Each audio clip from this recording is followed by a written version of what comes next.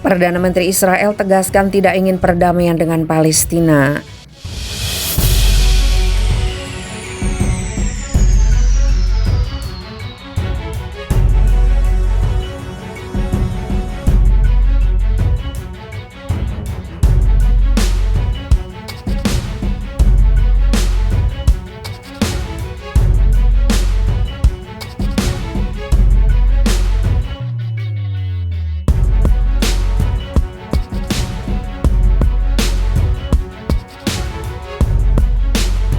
Perdana Menteri Israel Naftali Bennett menegaskan kembali tidak akan ada proses perdamaian dengan Palestina. Dia berpegang teguh pada sikap garis kerasnya mengenai masalah tersebut menurut laporan media lokal Ahad 16 Januari.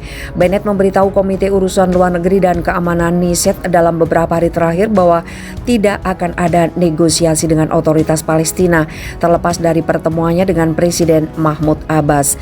Laporan itu mengatakan Bennett telah menggugurkan harapan Partai Meret sayap kiri dan anggota Partai Buruh di kabinetnya mengenai kemungkinan memulai dialog dengan Palestina. Seperti diketahui, Yamina sayap kanan Bennett tentang solusi dua negara, sementara yang lain dalam pemerintahan koalisi seperti Meretz dan Partai Buruh lebih mendukung proses perdamaian dengan Palestina jika kondisinya berubah. Saya berbicara dengan banyak pemimpin dunia dan mereka berbicara kepada saya tentang keamanan cyber dan virus corona. Tentu saja tentang topik lain, tetapi tidak satupun dari mereka bertanya kepada saya tentang masalah Palestina, kata Bennett dilansir dari The New Arab. Dia membantah masalah Palestina dibahas dengan para pemimpin dunia bertentangan dengan apa yang dikatakan pernyataan, menambahkan bahwa masalah itu muncul sebagai protokol. Bennett juga menegaskan kembali penentangannya terhadap pembentukan negara Palestina.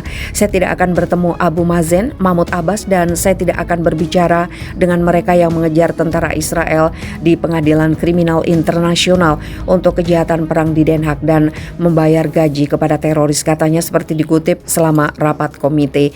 Israel dengan keras menyangkal klaim kejahatan perang meskipun praktek tidak sahnya terhadap warga Palestina dan pelanggaran tidak terhitung jumlahnya di tepi barat yang diduduki.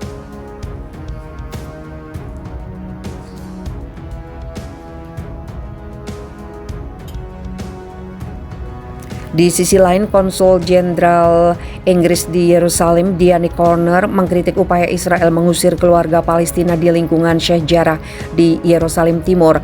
Dia menekankan tindakan tersebut bertentangan dengan hukum internasional.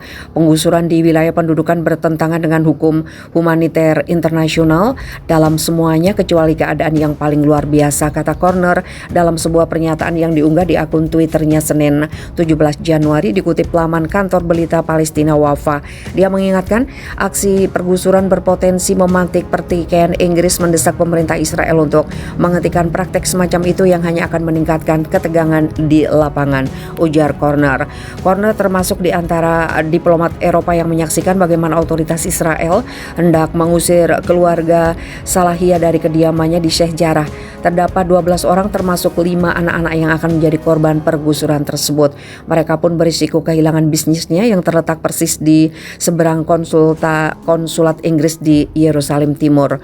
Organisasi HAM Human Rights Watch menyebut otoritas pendudukan Israel telah menggandakan kebijakan untuk menindas warga Palestina selama 2021. Penindasan terus bertambah dari tahun sebelumnya, ditambah mengistimewakan pemukim Israel selama setahun terakhir. Kebijakan pemerintah untuk mempertahankan dominasi Yahudi Israel atas warga Palestina di seluruh Israel dan wilayah pendudukan Palestina, ditambah dengan represi yang sangat parah terhadap warga Palestina yang tinggal di OPT sama dengan kejahatan terhadap kemanusiaan dari apartheid dan penganiayaan, kata HRW dalam sebuah pernyataan dilansir dari Wafa News Sabtu 15 Januari.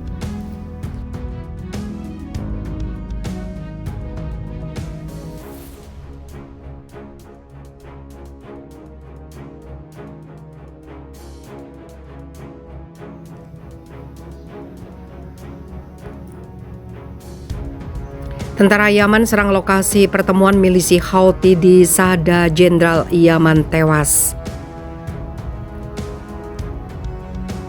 Tentara Yaman yang diakui internasional menggagalkan serangan milisi Houthi di Provinsi Sada. Kantor SPA melaporkan tentara Yaman menargetkan pertemuan milisi dan bala bantuannya, sehingga sejumlah anggota milisi tewas dan melukai beberapa lainnya. Tetapi puluhan anggota Houthi berhasil melarikan diri, kata sumber militer. Sebelumnya seorang komandan tentara Yaman termasuk di antara 100 milisi yang tewas di luar pusat kota Marib pada Selasa 14 Desember. Serangan udara jet tempur koalisi Arab Saudi terus menargetkan posisi Houthi di Marib. Namun Jenderal Nasser al-Taibani tewas saat memimpin pasukan pemerintah memerangi serangan Houthi di pegunungan strategis Al-Balak. Pahlawan Jenderal Nasser al-Taibani menjadi martir setelah peluru dari penembak jitu Houthi mengenai kepalanya, kata Rasad Al-Mekhlafi, seorang pejabat militer di Departemen Angkatan Bersenjata Yaman, kepada Arab News Selasa. Dia mengatakan komandan itu memimpin pasukan yang mendorong Houthi mundur dari bagian timur gunung. Setidaknya 100 milisi Houthi tewas di Provinsi Marib setelah pasukan melancarkan serangan balasan.